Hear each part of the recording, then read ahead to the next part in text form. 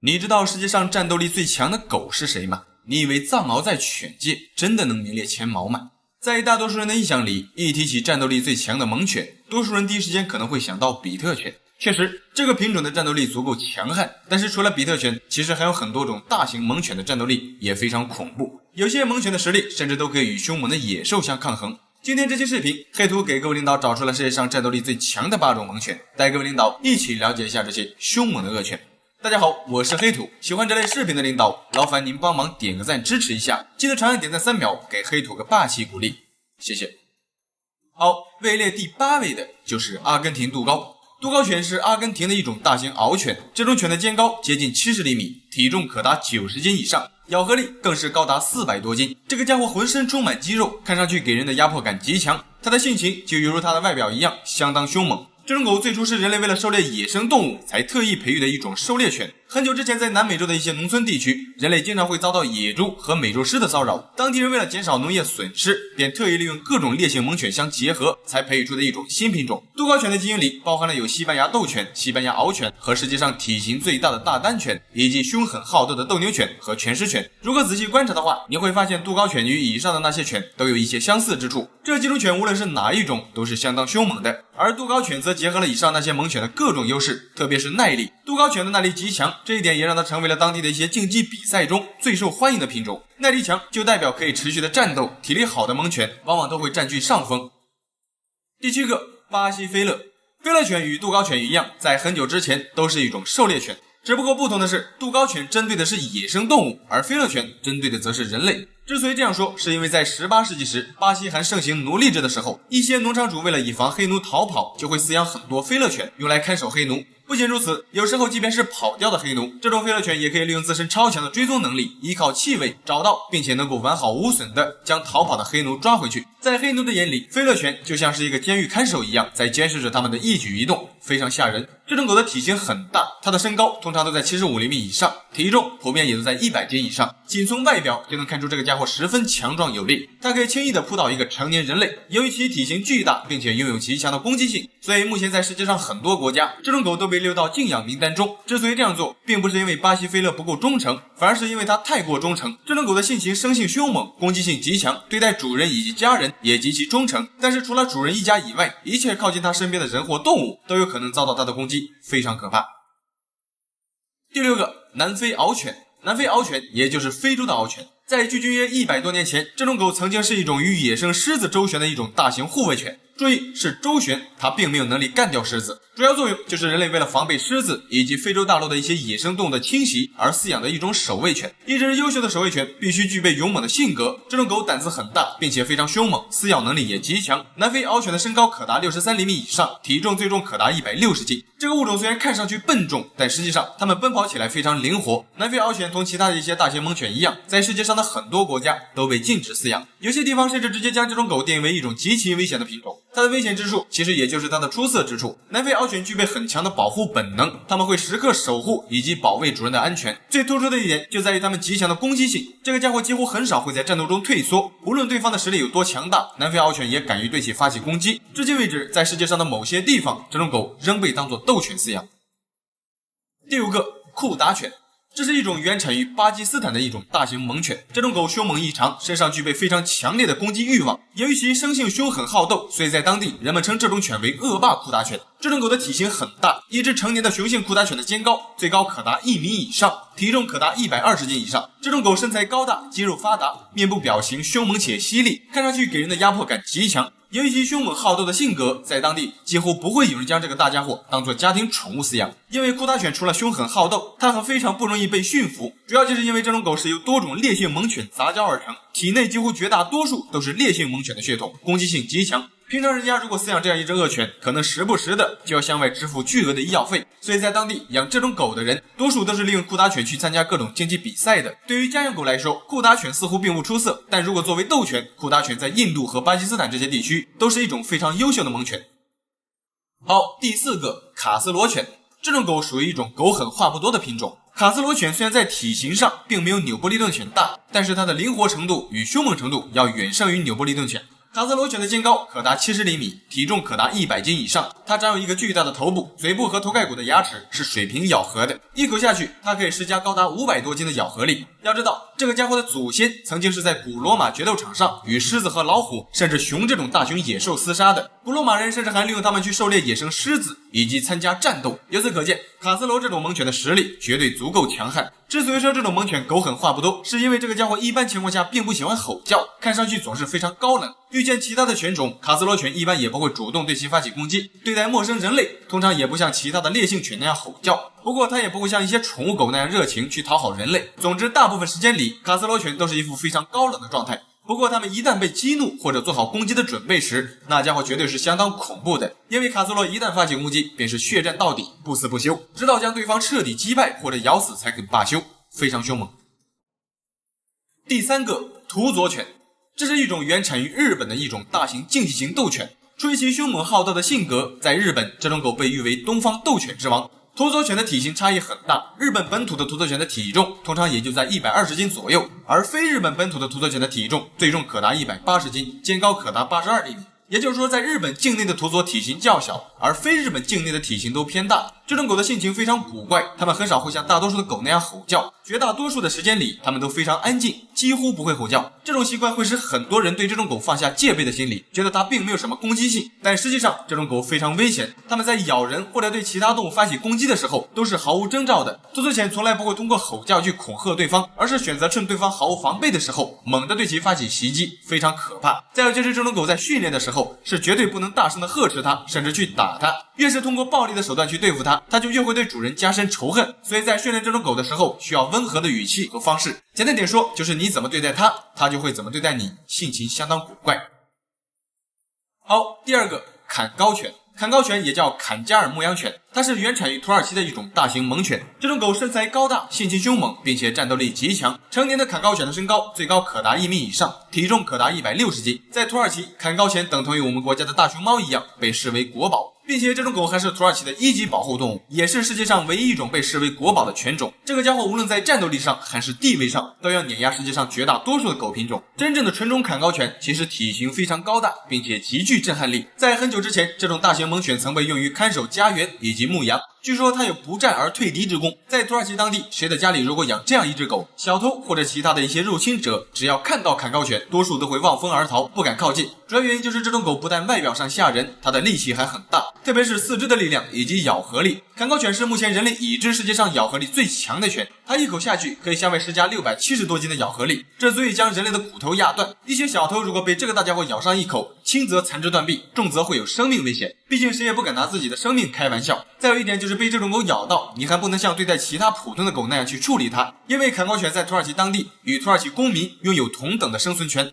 再有，这个物种之所以会拥有这么高的地位，主要也是靠自身非常强悍的打斗能力和出色的护卫能力。其实早在14世纪时，这种犬在当地就被当作军队的专用犬种，并且还作为军队的主力之一，跟随队伍南征北战，从事各种任务。他们的祖先大多数都是从战火中存活下来的。要知道，在冷兵器时代，上了战场的狗那是要置对方于死地的，凶猛程度可想而知。如今随着冷兵器时代的逐渐退场，这种凶猛的坎高犬则一直被用于从事各种竞技类比赛。虽然这项运动在世界上很多地方都遭到抵制，但是坎高犬身上那强悍凶猛的战斗力，如果只用它来看家护院的话，那在很多人看来属于是大材小用了。现如今，随着岁月的流失，很多纯种的坎高犬都散落在民间，与其他品种的狗进行杂交，慢慢的导致世界上几乎已经没有纯种的坎高犬了。现在能看到的大多数都属于杂交品种。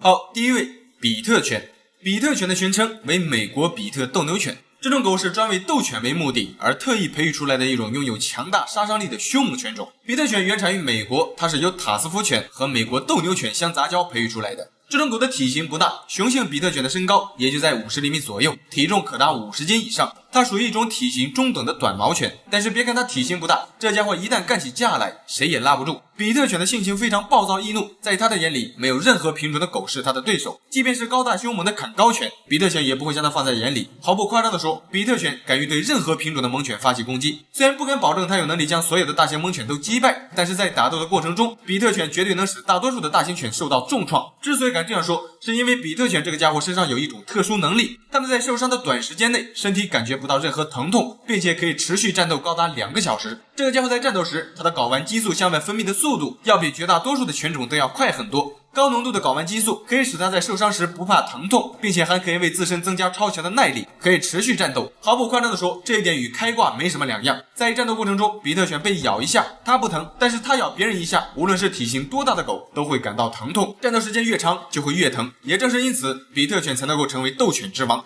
对了，再有一点就是这个家伙并不是永远都不会疼，他只有在战斗时睾丸激素分泌速度快的时候不怕疼痛，等战斗过后激素水平下降之后，他也会感到疼痛。好了，这期视频就到这里了，觉得还不错的领导记得帮黑图点个赞，谢谢。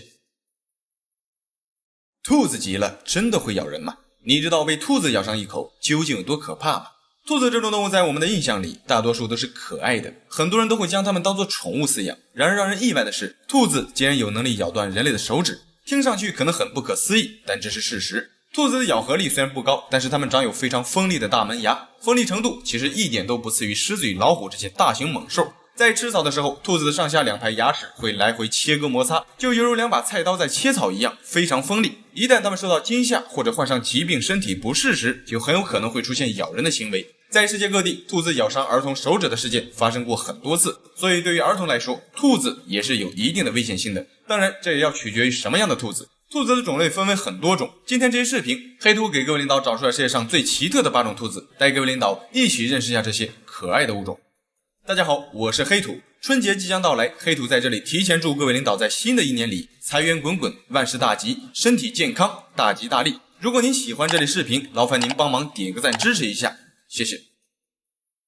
好，第8个，世界上最大的兔子——巨型花米兔。这是世界上体型最大的兔子品种，它原产于比利时的法兰德斯。这个家伙的体重最重可达20斤以上，体长最长可达 1.3 米。凭借着巨大的体型，为自身带来了极高的回头率。也正是因此，在当地很多商店的老板都会将这种巨型兔子当作招财猫饲养。之所以会有这种说法，主要原因就是将这种巨型兔子饲养在自己的商店门口，很容易的就可以吸引到路人的目光，从而间接性的可以为自己的商店带来一定的客流量。不过想要饲养这样一只大兔子，花费开销会非常大。巨型花蜜兔体型大，吃的自然也就多。据说这个家伙一年就能吃掉4000多根胡萝卜，每天单是吃喝就需要花费约10英镑左右，折合成人民币约为80多块。一年下来，但是这个家伙的开销就高达2万多元，而且每次吃饱后他们就会睡觉，活动量并不大。可能也正是因此，才使得他们能够拥有如此巨大的体型。这种兔子性格温顺，在当地很多人都会将它们当作家庭宠物饲养。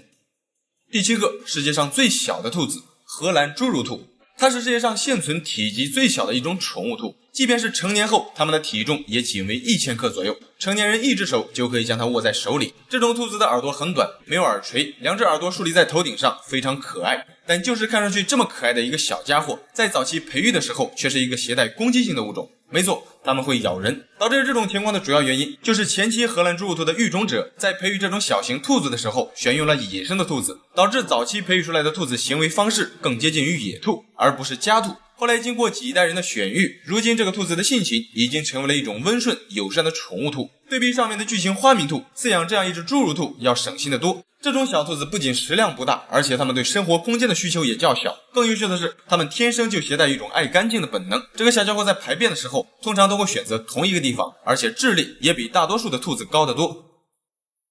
第6个，腿最长的兔子——北极兔。当它们坐在地上时，看上去圆丢丢的一团非常可爱，但一旦它们站起来，你就会发现大长腿有时候也会拉低自身的颜值。它们的行走方式也是千奇百怪，非常可爱。北极兔是生活在地球最北部的一种兔子，它们的体型很大，成年的北极兔不算尾巴，体长就可以达到70厘米以上，体重最重可达10斤以上。它们的大小与一些狐狸接近。北极兔的皮毛很厚，但是它体内的脂肪就占身体的近 20%。厚厚的皮毛可以帮助它们抵御寒冷，并保存热量。由于冬季的北极地区环境恶劣，食物资源稀缺，在这期间，它们只能靠吃一些木本植物与苔藓第一生存。等到温度回升的时候，它们才能吃到一些浆果、树叶。再有就是北极兔的皮毛颜色是会跟随季节变化的。它们与其他具备伪装的动物一样，到了春天，它们的皮毛颜色就会从白色逐渐变成蓝灰色，到了夏天则会变成灰褐色。这种特征可以帮助北极兔更好的伪装自己，以此去躲避天敌的捕杀。再有就是它的长腿，虽然微微拉低了北极兔的整体颜值，但另一方面也为它带来了每小时高达60公里的奔跑速度。好，第5个，毛最长的兔子——安哥拉兔。安哥拉兔也被称为长毛兔，这种兔子的毛发非常发达，如果第一次见到它，很多人都会误以为这是一种毛绒玩具。它们的毛发长度最长可以长到 36.5 厘米长，看上去非常巨大，但实际上这个家伙的体重仅为5斤左右。巨大的体型都是靠蓬松的毛发彰显出来的，实际上它们的体型并不大。这种兔子起源于土耳其的首都安哥拉，自1723年由英国海员将其带到法国后，安哥拉兔就被传到了全世界的很多地方。现如今，安哥拉兔共分为法国安哥拉兔、英国安哥拉兔、德国安哥拉兔和巨型安哥拉兔等等多种不同地域的品种，其中毛发最长的品种就是英国安哥拉兔。它们的毛色也不仅仅只有白色，除了白色，还有黑色、灰色和深褐色等等多种颜色。这种兔子由于其厚长的毛发，导致它的身体非常不耐热，而且定期还要为它修剪毛发，因为一旦毛发过长，一些脱落的毛发就可能会在它们进食的时候顺着它的嘴巴吃下去，然而它们的消化系统无法将这些毛发顺利的排出，就会造成致命的消化道阻塞，情况严重就会导致死亡。因此每过90到120天就需要为它修剪一次毛发，以防消化道阻塞。第4个，耳朵最长的兔子，英国垂耳兔。这是一种拥有所有兔子中最长耳朵的品种，这种兔子的耳朵长度最长可达75厘米以上，它们的体型较大，成年体重通常都可以达到10斤以上。英系垂耳兔虽然看上去比较呆，但实际上它们非常活泼好动，而且性格也非常温顺。英系垂耳兔只是众多垂耳兔中体型最大的一种，它的耳朵是所有垂耳兔中最长的。在欧洲，除了这种大型垂耳兔，还有很多种小型的垂耳兔。这类的兔子都有一个共同的特征，就是胆子非常小。它们一旦听到一些突发的声响，就会表现出惊场现象，也就是特别容易受到惊吓。一旦受惊，垂耳兔的精神就会高度紧张，从而引发一系列的严重后果。如果惊吓过度，很有可能会暴毙而亡。因此，它们需要一个相对安静舒适的环境，才能健康成长。这种兔子的汗腺不发达，因此它们非常怕热，本身就长有非常浓密的毛发。一旦温度过高，它们不能通过出汗的形式去调节体温，只能趴在地上，利用地面传导以及加快呼吸的次数去散发体内的热量。如果想要养一只垂耳兔当宠物，一定要提前了解它们的生活习性，以免对这种可爱的兔子造成意外伤害。第3个，速度最快的兔子，欧洲野兔。这是一种原产于伊比利亚半岛的野兔，虽然名叫欧洲野兔，但它们的分布范围已经遍布世界上的大部分地区。这种兔子的体型较大，它的体长可达70厘米，体重可达10斤以上。欧洲野兔主要都生活在一些开阔的田野中，在野外，它们经常会遭到其他大型食肉动物的捕杀。面对那些大型捕食者，为了保命，欧洲野兔只能选择拼命奔跑，因为除了逃命，它们基本上没有其他的办法去对付那些大型捕食者。也正是因此，使得欧洲野兔练就了一身非常强悍的逃跑方式。在奔跑时，它们的最高速度可达每小时72公里，而且它们还能在高速奔跑时快速的躲避和改变方向。如果有需要，它们也能够潜入水中，通过游泳去逃避捕食者的猎杀。逃跑手段那是相当强悍，像一些奔跑速度较慢的食肉动物，想要吃上一口欧洲野兔肉，那是相当困难的，因为在野外通常只有一些大型猛禽和一些速度较快的猫科动物能够将其猎杀。如果在一些比较开阔的草地上，绝大多数动物是根本跑不过它的。第2个，最不像兔子的兔子，鼠兔。这个小家伙长相非常可爱，外观看上去非常像鼠类，但它们的行为方式却又很接近兔子。实际上，这个物种既不是兔科动物，也不是鼠科动物，它们是兔形目的鼠兔科动物，与兔子比较接近。鼠兔是一种小型哺乳动物，它们原产于亚洲和北美的寒冷气候，在全世界共有30多种不同的种类，但是生活在我们国家的就有高达24种，其中有10种是我们国家独有的物种。它们的整体体型都很小，鼠兔的四肢短小，体长仅为10到30厘米，体重仅为半斤左右。这种鼠兔栖息于各种草原、森林以及多岩石的山坡上，在野外它们主要以各种植物为食。再有就是这个小家伙对于温度有极高的要求，鼠兔只适合生存在较为寒冷的地区，它们只能生活在温度低于 25.5 度的环境下，如果高于这个温度，它们就有可能因不适导致死亡。相反，如果在寒冷的环境下，即便是温度低至零下20度，它们也能在野外正常活动，并且不会被冻死。这个家伙常年昼夜出动，从不冬眠，即便是到了寒冬腊月，它们照样会出门觅食，抗寒能力极强。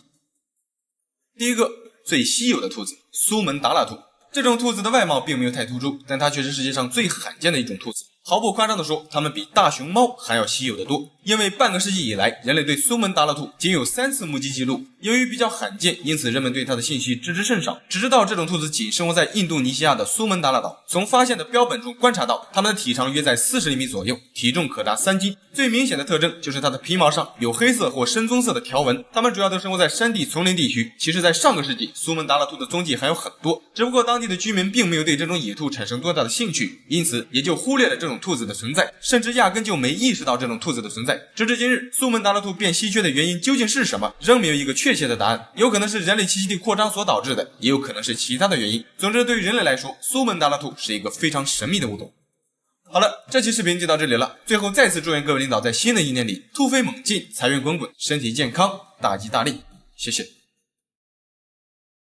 你见过头断了照样能长出来的动物吗？你以为不死之身真的不存在吗？你知道吗？在我们生存的地球上有这样一类动物，它们的身体或者器官在受到损伤或者残缺时，可以借助自身特殊的细胞组织进行重建。这里的重建并不是指普通的伤口愈合，而是重新长出新的肢体或者器官，有些甚至是头部断掉，仍可以长出新的头颅。最强悍的一个，即便是身体被剁碎，照样可以恢复成最初的形态，其中有一些可能真正做到了不老不死、不生不灭的状态。今天这期视频，黑土就给各位领导找出了世界上再生能力超强的9种动物，带各位领导一起认识一下这些神奇的物种。大家好，我是黑土，喜欢这类视频的领导，劳烦您帮忙点个赞支持一下，记得长按点赞3秒，给黑土个霸气鼓励，谢谢。好，位列第9位的就是非洲刺毛鼠。这是一种生活在非洲和亚洲西南部岩石和沙质地区的一种刺鼠。刺鼠的种类多达10几种，它们最明显的特征就是身上都长有类似于刺猬一样的尖刺。除了皮毛上的尖刺，其外观与大多数的鼠类相似。这是一种小型哺乳动物，在野外主要以一些谷物和植物为食。这种刺鼠每当遇到天敌或者其他捕食者的时候，一旦被天敌咬住，它们就可以像壁虎那样直接断掉自己的一块身体部位，以此换取自身的安全。我们都知道，壁虎通常都是通过断掉自己的尾巴来换取逃脱时间，而这种刺鼠则会直接将自己被咬住的一大块皮肤扯掉，以此来保全性命。而且这个家伙即便有大片的皮肤组织被扯下，过一段时间后，它仍可以重新长出完整的新皮肤，包括毛囊、汗腺以及毛发和一些软骨组织。更强悍的是，这家伙的伤口恢复后几乎不会留下任何疤痕，恢复的会非常完美，并且这个家伙是迄今为止人类已知的唯一一种拥有这种能力的哺乳动物。世界上绝大多数的哺乳动物都不具备这种能力，也正是因此，非洲刺鼠对于医学研究有着至关重要的作用。也许有一天，人类也可能实现肢体断掉后重新长出的梦想。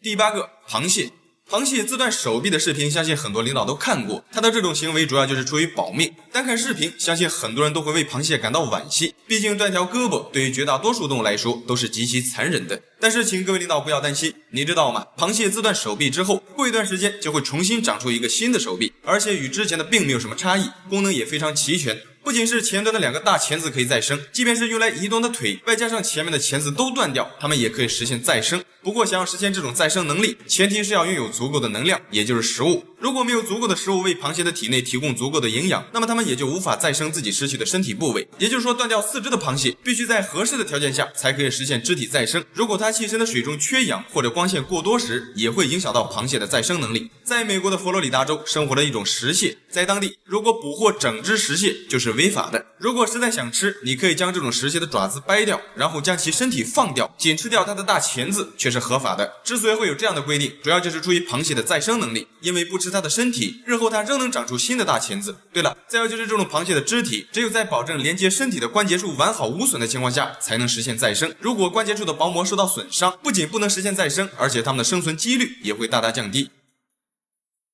第7个，墨西哥盾口螈。墨西哥盾口螈也被称为6角恐龙，这是一种生活在墨西哥的两栖类动物，是当地特有的物种。它们的体型不大，体长也就在30厘米左右。这个家伙最引人注目的地方就在于它们拥有极强的再生能力。之所以说极强，是因为这个家伙即便是部分大脑被截断，它仍能够在短时间内长出新的大脑，再生能力相当强悍。当然，它们的4肢、尾巴、眼睛、皮肤，包括肝脏器官都可以实现再生，而且不留疤痕。不仅如此，科学家将其他的外来器官移植到墨西哥盾口螈的身上之后，发现它们不仅可以自己修复受损的肢体，而且它们也可以很容易的接受其他外来移植器官，并且恢复这些外来器官的全部功能，包括眼睛和部分大脑，自我修复能力相当强悍。也正是因此，墨西哥盾口螈吸引到了很多科学家对其进行研究。人们主要就是想研究它们极强的再生能力，希望日后实现人体再生。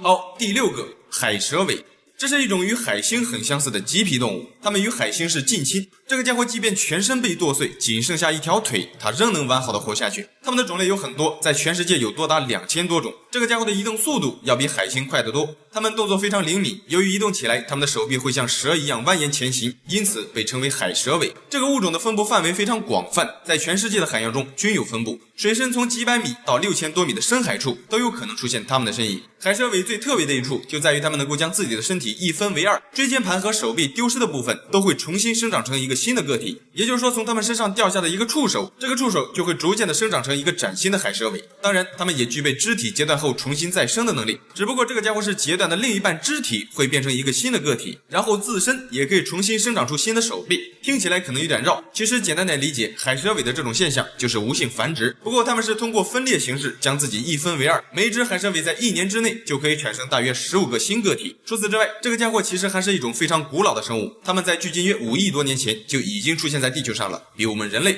要早得多。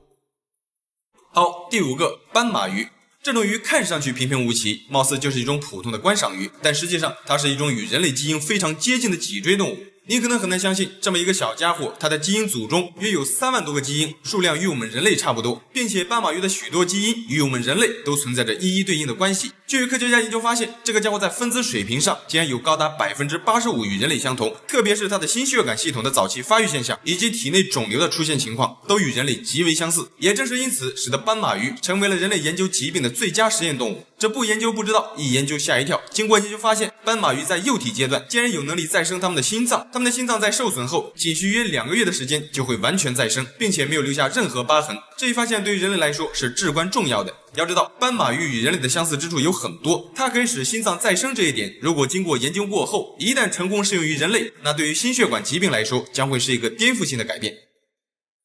好，第4个，蜥蜴。蜥蜴类动物可能是我们人类最多了解到的断尾再生的动物了，最广为人知的就是壁虎。壁虎也属于蜥蜴的一种，每当它们遇到危险时，它们就会将自己的尾巴断掉，断掉的尾巴会掉在地上，像活物一样扭动，以此去分散捕食者的注意力，为自己换取逃生的时间。这种现象叫做自劫。其实除了壁虎科动物，像一些蛇蜥科、蜥蜴科以及石龙子科的蜥蜴都具备断尾再生的能力。断掉尾巴的蜥蜴虽然不会致命，但也会产生一些负面的影响。失去尾巴后，蜥蜴的奔跑速度和攀爬能力以及平衡能力都会受到一定的削弱。不仅如此，在蜥蜴的尾巴中会储存着很多脂肪，失去尾巴后，对于蜥蜴来说也会失去自身的一些能量，因为有时候蜥蜴在找不到食物的时候也会选择吃掉自己的尾巴。例如石龙子这种蜥蜴有时候就会吃掉自己的尾巴以获取其中储存的能量。更可怕的是，没了尾巴的雄性蜥蜴在寻找配偶这件事情上也会受到很大的打击，因为在蜥蜴的世界里，没有尾巴，它的吸引力与社会地位会大幅降低。所以说并不是蜥蜴喜欢断尾，毕竟不到万不得已生死攸关的时候，谁会拿自己对异性的吸引力开玩笑呢？好，第3个，蝾螈。你知道吗？蝾螈其实有很多种，但是生活在我们国家的蝾螈科动物就有多达23种，在全世界范围内共有多达77种不同种类的蝾螈，其中绝大多数的蝾螈都具备再生能力，它们也可以对自己的肢体、皮肤、器官以及大脑实现再生，而且是不留疤痕的再生。经过科学家研究发现，在蝾螈的体内有一种被称之为巨噬细胞的免疫细胞，这种细胞对蝾螈的再生能力起着至关重要的作用。当这种巨噬细胞被移除后，蝾螈便会失去再生能力，反而会从之前的不留疤痕形成了疤痕组织。如果可以将蝾螈这种形成新组织的过程反向工程到人体中，对于人类来说，或许在一定程度上可以实现不老。不仅如此，要知道蝾螈不仅能够再生肢体，它们还可以再生体内的器官。正是由于其出色的再生能力，使得蝾螈这个物种成为了人类研究逆向工程的主要目标之一，渴望日后能够将蝾螈的这种极强的再生能力应用于人类身上。